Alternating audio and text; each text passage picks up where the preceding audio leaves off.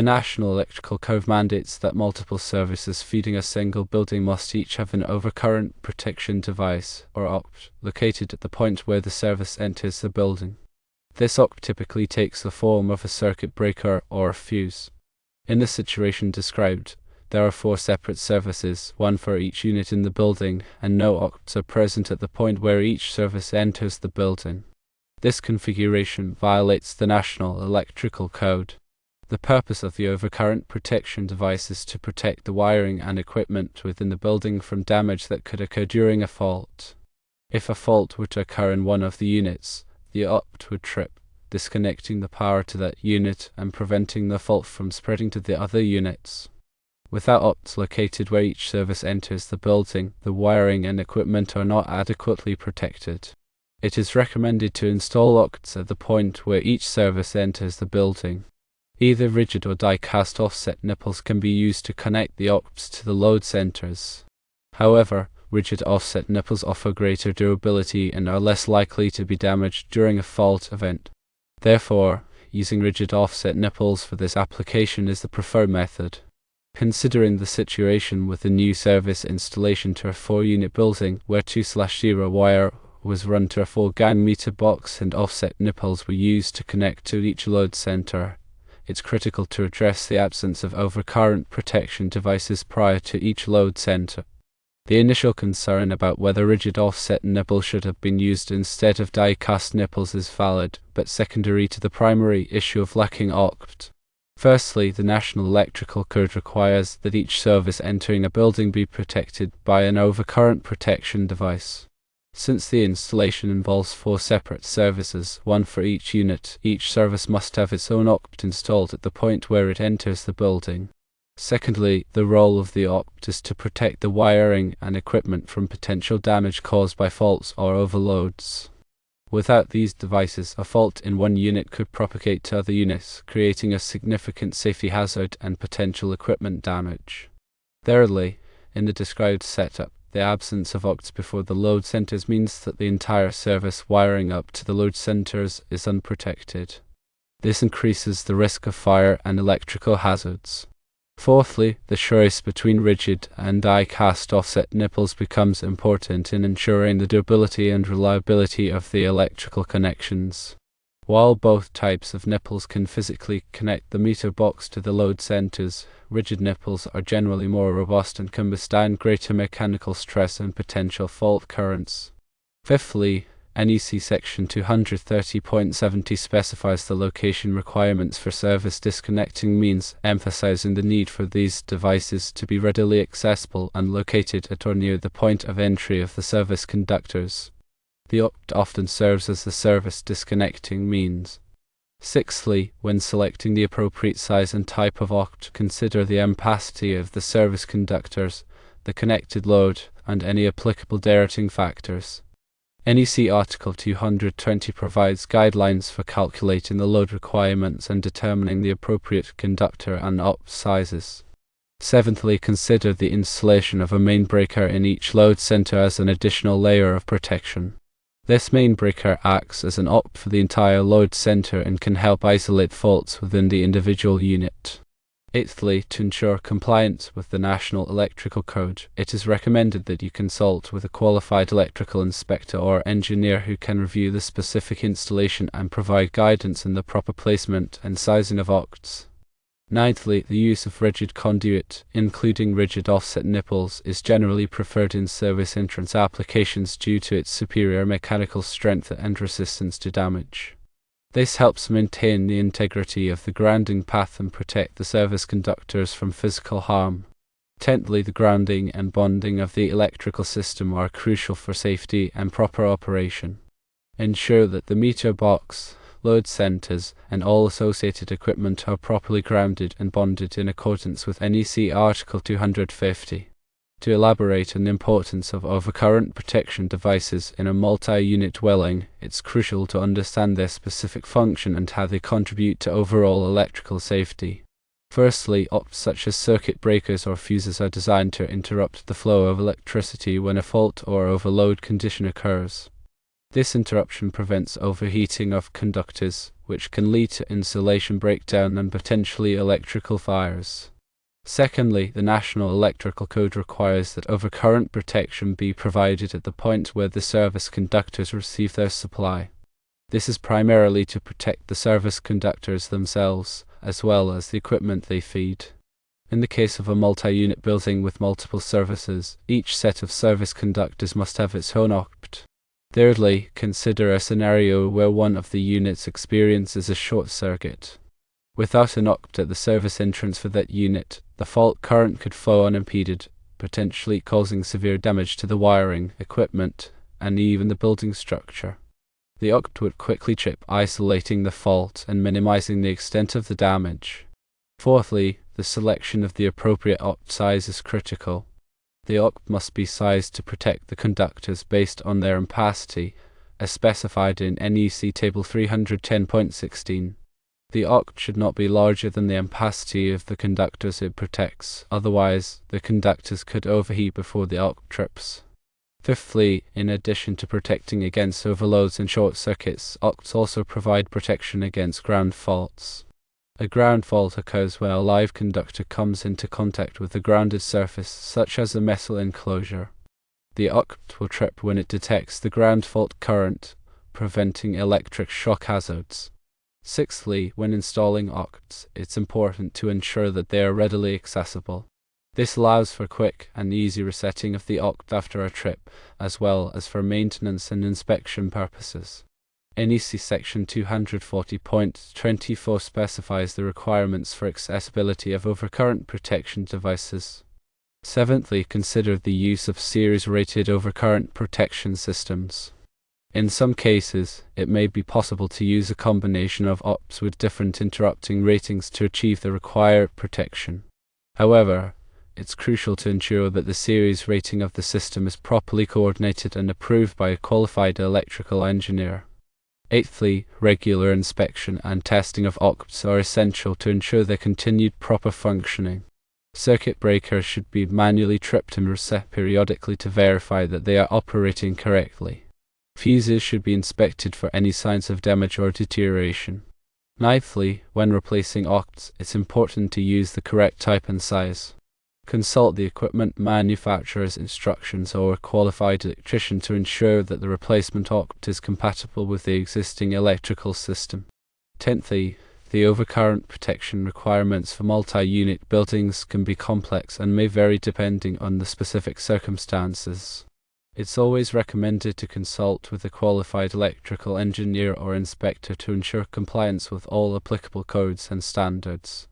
Regarding the offset nipples, it is still better to use rigid metal conduit for this application because the service does not have overcurrent protection.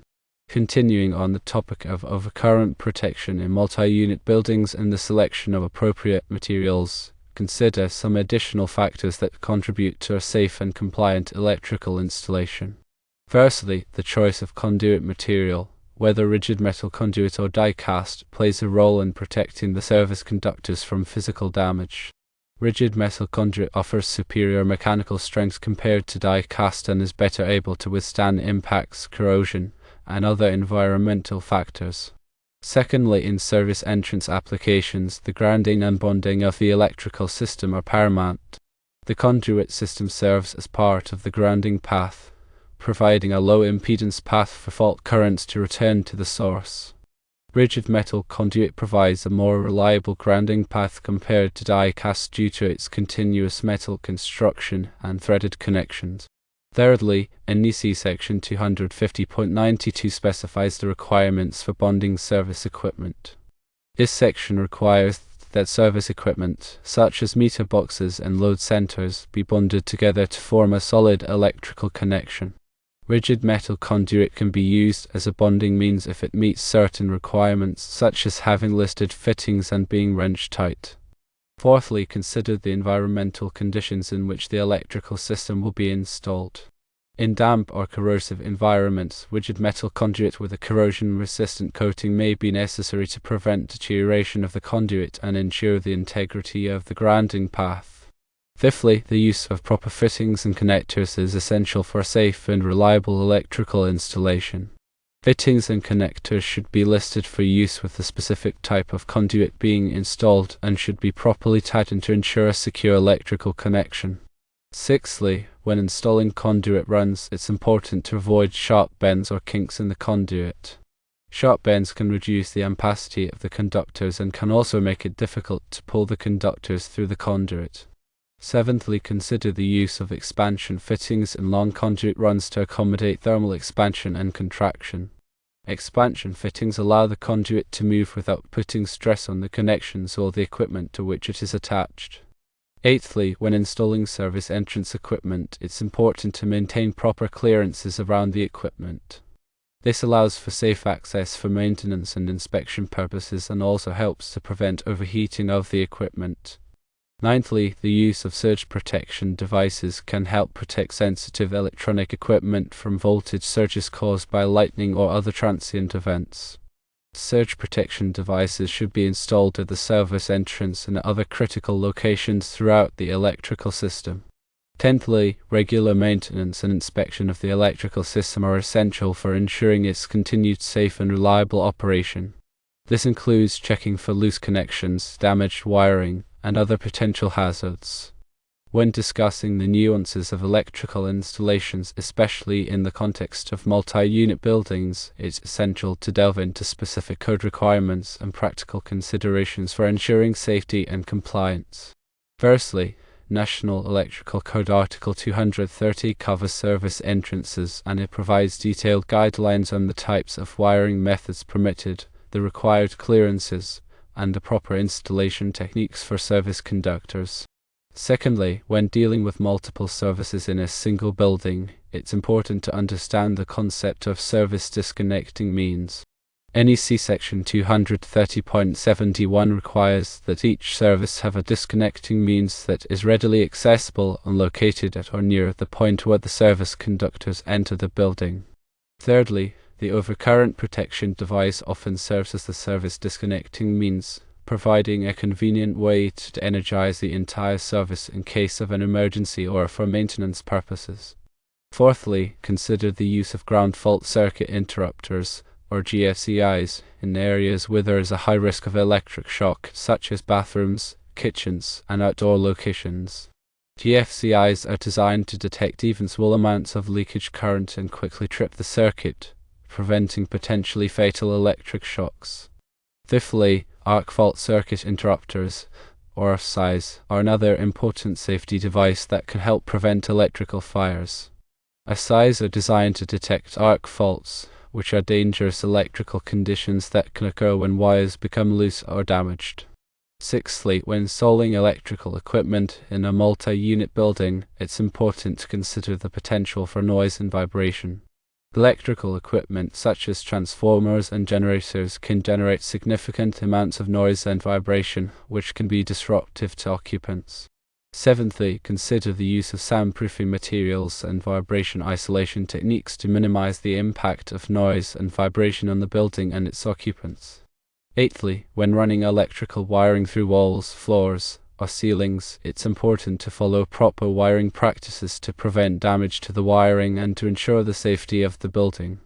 Ninthly, use appropriate cable supports and fasteners to secure the wiring in place and to prevent it from sagging or rubbing against sharp edges. Tenthly, when terminating electrical conductors, it's important to use the correct type of connectors and to tighten them properly. Loose connections can cause overheating and can lead to electrical fires. Delving deeper into the intricacies of electrical installations within multi-unit buildings, it is important to emphasize the critical role of load calculations and proper conductor sizing. Firstly, NEC Article 220 provides comprehensive guidelines for calculating the electrical loads of buildings, including dwelling units.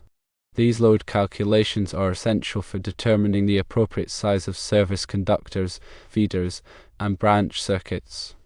Secondly, when calculating the load for a multi-unit building, it's important to consider the diversity of the loads. Not all of the units will be using their electrical appliances and equipment at the same time, so it's possible to apply a demand factor to the total calculated load. Thirdly, the demand factor is a percentage that represents the expected maximum load that will be drawn at any one time. The National Electrical Code provides tables of demand factors for various types of loads, such as lighting, appliances, and heating and air conditioning equipment.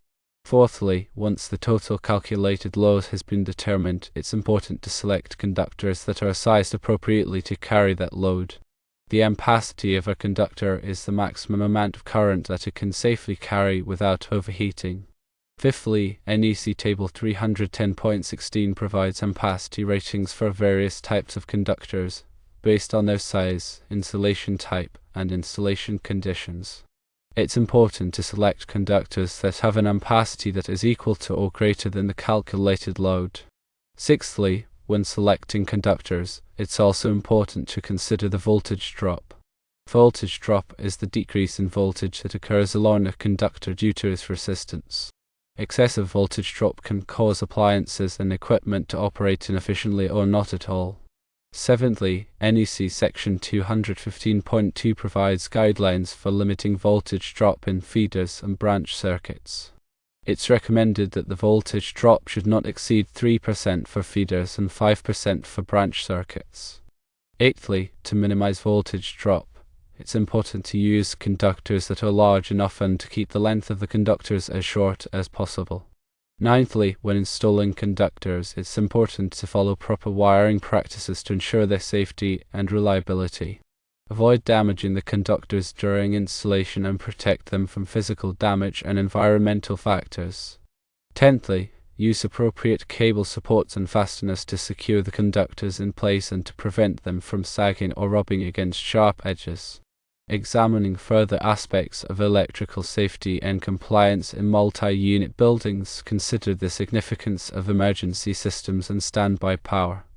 Firstly, NEC Article 700 covers emergency systems, which are designed to provide power to essential loads during a power outage. Emergency systems are typically required in buildings where life safety is a concern, such as hospitals, nursing homes, and high-rise buildings. Secondly, emergency systems typically include equipment such as emergency lighting, fire alarm systems, and elevators. These systems must be designed to operate automatically in the event of a power outage and must be capable of providing power for a specified period of time. Thirdly, NEC Article 701 covers legally required standby systems, which are designed to provide power to loads that are essential for business operations or other critical functions.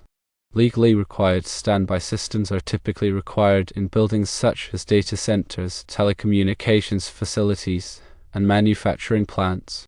Fourthly, legally required standby systems may include equipment such as computers, servers, and production machinery. These systems must be designed to operate automatically in the event of a power outage and must be capable of providing power for a specified period of time. Fifthly, NEC Article 702 covers optional standby systems, which are designed to provide power to loads that are not essential for life safety or business operations. Optional standby systems are typically used in residential buildings and small commercial buildings. Sixthly, optional standby systems may include equipment such as lighting, appliances, and entertainment systems. These systems are typically powered by generators or other alternative power sources. Seventhly, when installing emergency systems or standby power systems, it's important to follow all applicable codes and standards. The systems must be designed and installed by qualified personnel and must be regularly inspected and tested to ensure their proper operation. Eighthly, the selection of the appropriate type and size of generator or other alternative power source is critical for ensuring the reliability of the emergency system or standby power system. The generator must be capable of providing sufficient power to meet the demands of the connected loads and must be equipped with automatic transfer switches to seamlessly switch between the normal power source and the alternative power source. Ninthly, the installation of automatic transfer switches must be done in accordance with NEC Article 700, 701, or 702, depending on the type of system. The transfer switches must be designed to prevent backfeed of power into the utility grid and must be equipped with appropriate overcurrent protection devices. Tenthly, regular maintenance and testing of emergency systems and standby power systems are essential for ensuring their continued proper operation. This INCLUDES Chinese letter THE generator, the transfer switches, and the batteries, and performing load bank tests to verify the capacity of the system. Considering the long-term reliability and safety of electrical systems in multi-unit buildings, it's important to address the issue of electrical system upgrades and retrofits. Firstly, as buildings age, their electrical systems may become outdated and inadequate to meet the demands of modern electrical appliances and equipment. It may be necessary to upgrade the electrical system to provide additional capacity, improve safety, and enhance energy efficiency. Secondly, electrical system upgrades may involve replacing outdated wiring, panels, and other equipment with newer, more efficient models. It may also involve adding new circuits to accommodate additional loads. Thirdly, when planning an electrical system upgrade, it's important to conduct a thorough assessment of the existing electrical system to identify any deficiencies or areas that need improvement. This assessment should include load calculations, voltage drop calculations, and an inspection of the wiring, panels, and other equipment. Fourthly, the electrical system upgrade should be designed by a qualified electrical engineer and should be installed by a licensed electrical contractor. The upgrade should comply with all applicable codes and standards. Fifthly, when upgrading the electrical system in a multi-unit building, it's important to minimize disruption to the occupants. The work should be scheduled to minimize noise and dust, and the electrical service should be interrupted for as short a time as possible. Sixthly, consider the use of energy-efficient lighting and appliances. Energy-efficient lighting and appliances can significantly reduce the electrical load of the building and can save the occupants money on their electricity bills. Seventhly, consider the installation of smart home technology. Smart home technology can automate many of the functions of the electrical system, such as lighting, heating, and cooling, and can improve energy efficiency and comfort. Eighthly, when upgrading the electrical system, it's important to ensure that the grounding and bonding systems are properly installed and maintained.